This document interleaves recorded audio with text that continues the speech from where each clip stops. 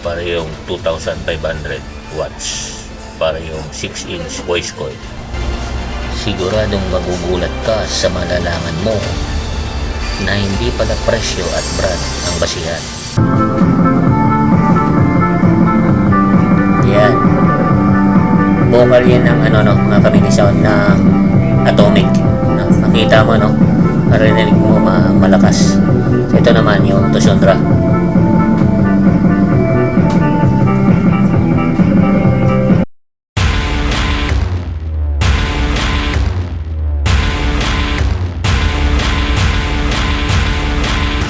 Feel the battle of the sounds. It's VM Sound, suave and quality.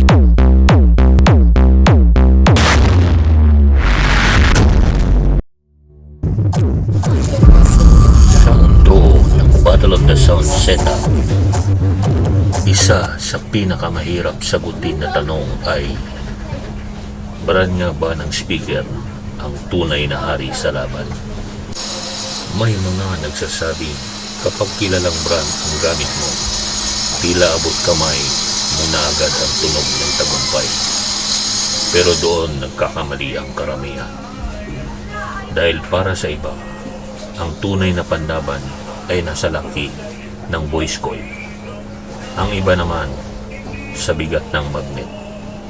At mayroon din namang naniniwala na kapag mas mahal, mas malakas.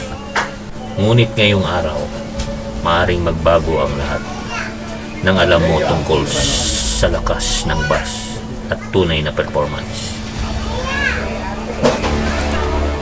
Ngayon, paghaharapin natin ang dalawang pangalan na siguradong hindi magpapawala. Atomic versus Tusundra. Parehong D18, parehong 2,500 watts, parehong 6-inch voice coil. Siguradong magugulat ka sa malalaman mo na hindi pala presyo at brand ang basihan.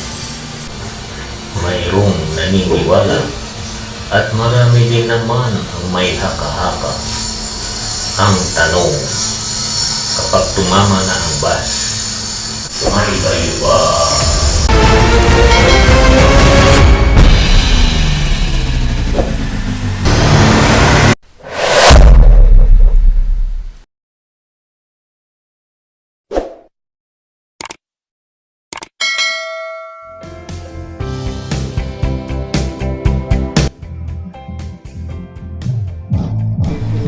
So ito mga kamini sound, no, ang unang testing, no, sa tindahan ng Tusundra, no. So kung mapapansin mo, mukhang medyo magaan lang, no. Kayang-kaya ng isang tao. Yan po, bass. So ito naman mga kamini sound, ang unang testing sa tindahan, no, ang Atomic, no. So kanina, binuhat yan ng 3 tao. Ayan yan. Ayan, 3, no? Nagtutulungan sila, no? Medyo may bigat, no? Mga kainsaw. So ito mga kamini sound, no? Ang box ng ng Tusundra, no? Ito naman ang box ng Atomic. So kung mapapansin nyo, malaki ang pagkaiba ng box, no? So ayan, lalayo natin konti. Tapos pagdating sa nakalagay dito na kilogram, 39.9 kilogram. Tapos ito naman 43.1 kilogram. So dito naman sa Atomic, net weight niya 20 kilogram. Tapos gross weight niya 22. So sige mga ka-mini sound, pagkumparahin natin to kung alin yung maganda, kasi ito parehas silang, ito yung Atomic 2,500 watts 6-inch voice coil. Ito rin naman ang Tusundra 2,500 watts din, 6-inch din yung voice coil.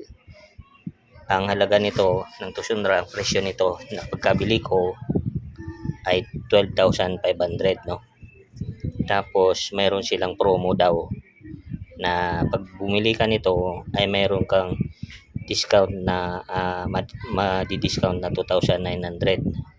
So yun yung binili ko, ito yung sa items na to. So bali ang halaga nito ay 5,000. So nabili ko na lang ito ng 2,1 dahil nga less ng 2,900. So yan mga kamini sound, no, kasi ito napapansin ko mas malaki ito Atomic, yung bigat niya kayo na lang ang ang mag-isip nito, kasi ito binuhat ko din naman ito, kasi sa pagkakabuhat ko parang mas mabigat ito. Kaya lang ang hindi ko lang maisip, paano nangyari na 39 ito mga kamini sound, no, hindi ko naman ito kung ano lang nakikita ko, kasi siyempre yun ang sasabihin ko, no. 39.9, 43.1 cross weight. Ito naman 20.1, 22.7 kilogram. So medyo malayo, no. So ito mga kamini sound, ito yung Tucsunra. Ito naman yung Atomic. Nabuhat ko sila pareho. Napansin ko parang mas mabigat ito si Atomic. So ito yung magnet niya sa taas, mas mataas si Atomic, no. Ito naman, ito yung piece niya, no? Yung kanyang frame. Yung frame ni Atomic medyo malaki, no. Tapos itong magnet niya parang mas makapal si Atomic, no. So wala akong kinikilingan dito mga kamini sound, kung ano lang po nakikita ko. So kayo nang bahala kung sa tingin nyo na mas makapal si Tucsunra, di si Tucsunra. Pero base dito sa nakikita ko ng akwal, mas malaki si Atomic. So parehas siyang ito, no. Tapos ang lamang lang ni Atomic siya, carbon. Ito naman hindi. Tapos sa frame niya, kikita mo sa loob, yan ang loob ni Tucsunra.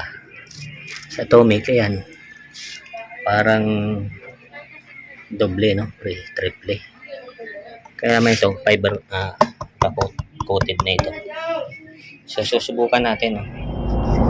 So ito mga kamini sound, no, ang gamit nating power amp ay itong Shockwave 1,500, no. Tapos testing na rin natin tong yung ating EQ na nabili, no. Tapos mixer EQ amplifier lang tayo. Tapos yung source ng audio natin dito sa computer, no, desktop. So open lang natin mga kamini sound, no. So okay na yan. Tapos itong EQ open na lang din natin. So yan, itong power amp open natin. So yan. So okay, so lagay lang natin sa 9 o'clock. Yan, 9 o'clock lang na kami ni sound. So yun, no, channel channel 1 itong Tucsunra, channel 2 itong Atomic. So yan, mapansin nyo ang diferensya, medyo mas matangkad dito si Atomic, si Tucsunra, pero sa forma sa harapan medyo mapogi ito si Tucsunra, no. So yan, kaysa Atomic. So ito ang presyo nito mga kamini sound ay 12.5. Ito naman 12.5 ito, no, ang SRP nito. Ito naman ang SRP nito ay 18,300. 18,000 pala. Yan, 80,000 SRP niyan. So ito, naroon tayo ng music. So ito mga kamini sound, no, play na natin to.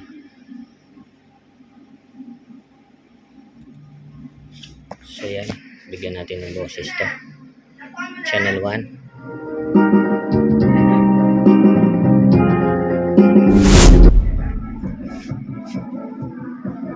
So mga kamini sound, papalitan natin ng music kasi baka mag-copyright tayo, no.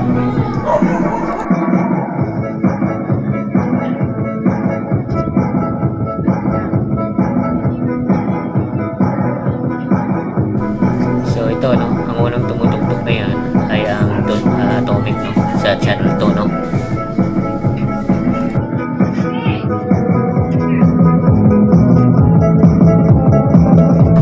So ito Atomic, no? Nakita niyo yung tumutugtog. Atomic muna yan. So ang ating volume, no? Nasa negative 10 lang, no? So yan, dalawa na, no? So hinaan natin ng Atomic. Ito naman ang tumutugtog ay Tusundra. Ayan, mga kabinisan, no? So ang ating volume ay nasa 9 o'clock lang, no? Sa power amp, no? Parehas lang yan, no? Ang ating volume sa mixer ay nasa negative 10 lang. So ayan, mga kabinisan, no? Pagpalit-palitin natin, no? Pakinggan nyo ng maigi para kumpara nyo kung ano ang mas maganda ang tunog niya sa mid, kung ano ang maganda ang tunog sa bass, no? So ngayon, sa napapansin ko, itong Atomic, ayan, parang medyo may buo, no? Buo yung kanyang tunog. So palitan naman natin. Yan, hinaan naman natin itong Atomic. So yan, no, mga kabinisaw, no, parehas lang sila ng setting. So itong Tusundra, ito na ngayon ang tumutunog, no? Kung mapapansin nyo, medyo mas matagsing, no? So kayo nang bahala magpakumpara, pero sa pandinig ko parang mas may vocal dito si Tusundra, no? Kung bass ang pag-uusapan, parang medyo buo si Atomic, no, mga kabinisaw. Yan, dalawa na yan, no? Sila na yung nagtutugtog, mga kabinisaw. So Atomic. So yan, no? Kung sa malayuan, dito ako, so parang hindi sila nagkakalayo ng tunog, no, mga kabinisaw. So yan, ngayon parang buo, di ba, ang tunog niya.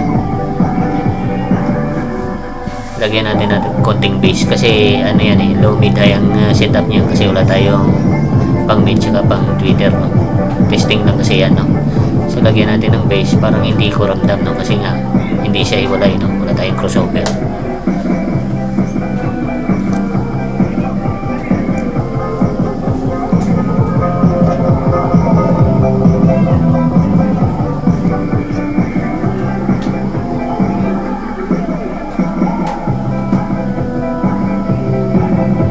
Yan, dalawa naman. Balitan natin, no? Tusundra naman ang tumutugtog, no? Ayan. Kung mapapansin mo, mga kabinisaw, no? Parang hindi naman siya nagkakalayo, no? Silang dalawa, no? Ayan, sa tunog. So hindi lang natin alam kung nasa box ng dalawang yan, doon sila magkakatalo. Pero sa base sa obserbasyon ko ngayon, parang hindi sila nagkakalayo, mga kabinisaw. So ayan, Tusundra yan ang tumutugtog, yan. Kaya lang medyo mabukal lang siya si Tusundra. So ito naman, dalawa na sila, no? Ayan.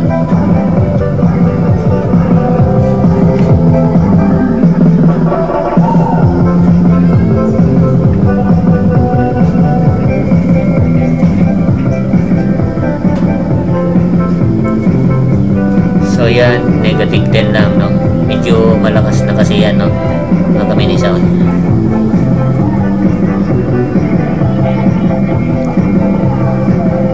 So mamaya, mga kabinisaw, no? Papalitan natin ng tugtog na puro bass naman, no? Pero ito, inano natin tong walang vocal na para hindi tayo makapiright.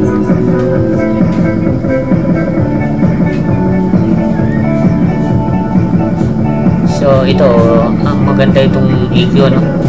Medyo may control ka, no? Ayan. Ayan, kahit hindi pa naiwalay, no? Walang low mid high, wala tayong crossover, pero ramdam mo yung ano, no? Ramdam mo yung ang pagbabago ng tugtog, no? Tunog niya.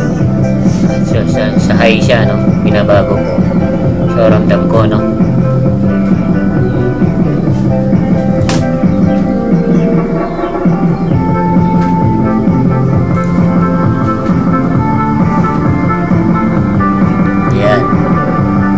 vocal yan ng ano no, mga kamini sound ng Atomic. No? Makita mo no, marinig mo malakas. So, ito naman yung Tushundra.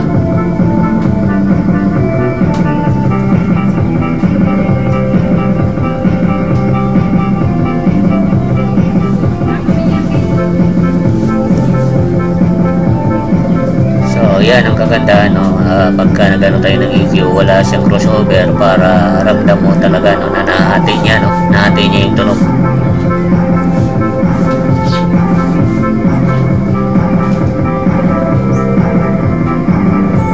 So ito ano, Atomic na naman yan.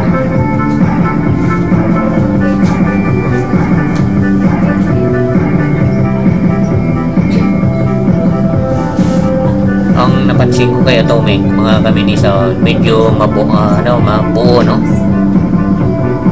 So si Tushundra ito, pakinggan nyo no.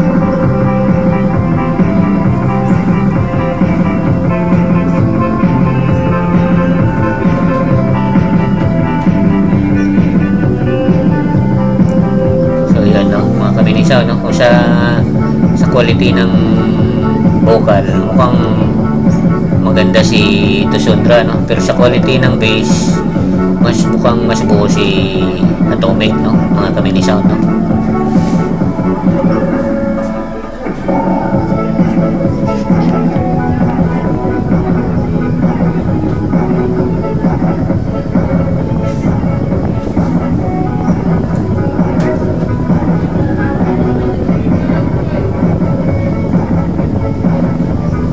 Ito yan, siniset up ko yung bass ni Tushundra no.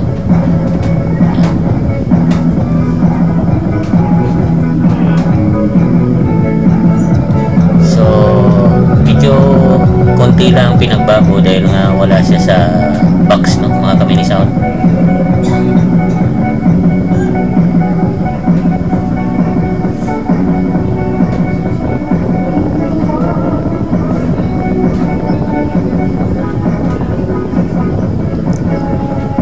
So pakinggan niyo yung bass ni Atomic no.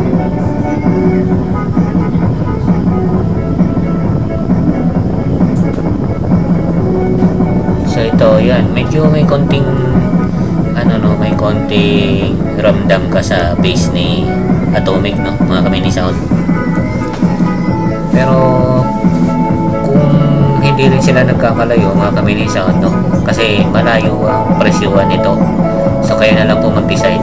So ito ano, Atomic no, yung mid niya no, pakinggan nyo no.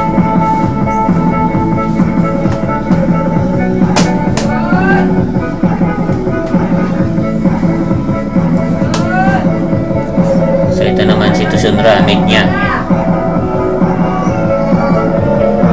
Ayan no? Mukhang may tagsing siya no, tagsing yung mid niya no.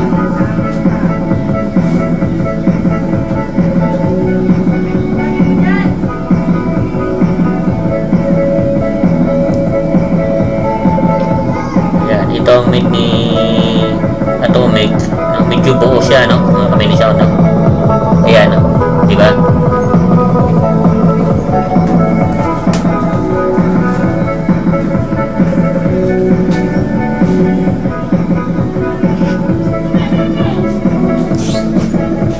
So ito ano, kagandahan itong EQ niya no, maganda ang EQ ni Tushundra no, mga kamini sound no. So hindi ko ito minamarket sa inyo no, wala tayong ano nito sponsor o kung ano man. Napakinggan niyo naman siguro ang Kindle ko nung nakaraan no. So ito base sa obserbasyon ko, mukhang magandang EQ nito no. Hindi lang natin alam ang loob nito or kung magtatagal ba ito. So yan no, si Tushundra. Ayan, sabay na sila ulit no. Si Atomic, pakinggan yung ano, tunog niya.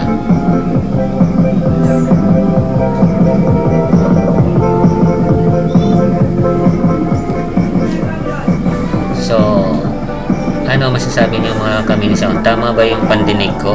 Medyo ma-bass si Atomic. Comment na lang dyan mga kamini sound.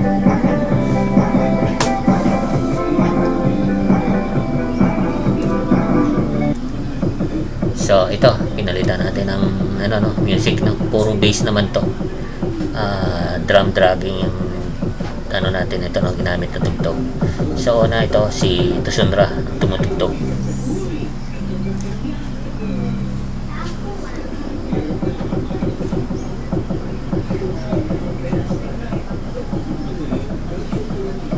So ito si Atomic naman no. Ayan. So sa bass niya no, sa ngayon sa pandinig ko parang hindi sila nagkakalayo mga kamini sound no. Dagdagan natin yung bass. Ayan, para medyo ramdam natin no.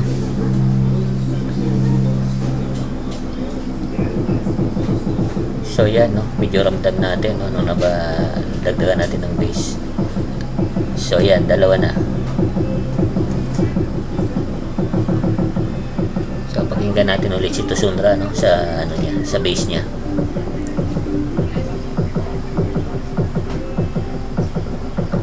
So napansin nyo mga kamini sound, parang hindi sila nagkakalayo sa bass no. Kaya lang medyo parang buo si Atomic. So kayo na mga kamini sound kung tama ba pandinig ko, pero konting-konti lang naman din ang lamang ni Atomic sa tingin ko no. Ayan yan. Ito si Tusunra, si ano yan, Atomic. So yan mga kamini sound no. Patayin na natin no. So dito naman tayo mga kamini sound, susukatin natin yung magnet niya no. So yan no, yung lapad po no, sukatin natin para naman idea lang kayo no.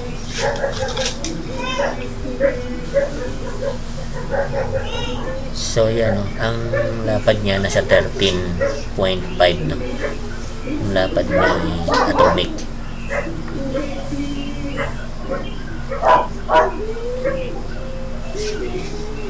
Si Tusunra naman, ang lapad niya naman ay nasa 13 lang. So medyo lamang si Atomic ng 0.5 mga kamini sound no. Yan. Ulitin ko kasi baka ano nagkamali lang ako. Yan. Hindi, talagang 13 lang mga kamini sound. 13 lang talaga siya. Yan. So dito tayo sa kapal no mga kamini sound. Susukatin ko muna si ano, si Tusunra. Ayan. So kapal yan ng magnet mga kamini sound no? So yan 7 no, 7 siya no, dalawa yan mula ano hanggang sa taas no, mula baba yan. So ito naman si Tusunra nasa 9 no, nasa 9 ang kanya. So 7 tsaka 9 bali parang 2 cm no. Magnet naman mga kamini sound, yung kapal na magnet.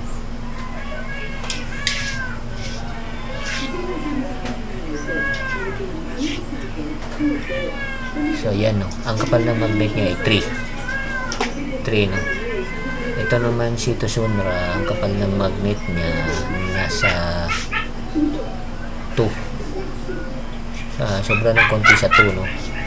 So parang 1 cm ang ano nila no, ang diferensya ng kapal. Kaya nagtataka lang ako dun sa may bigat niya no, sa may nakalagay sa karton. Nasa kulang-kulang 40, halos kalahati lang itong si Atomic. Pero pag binuhat mo, mas mabigat talaga si Atomic no?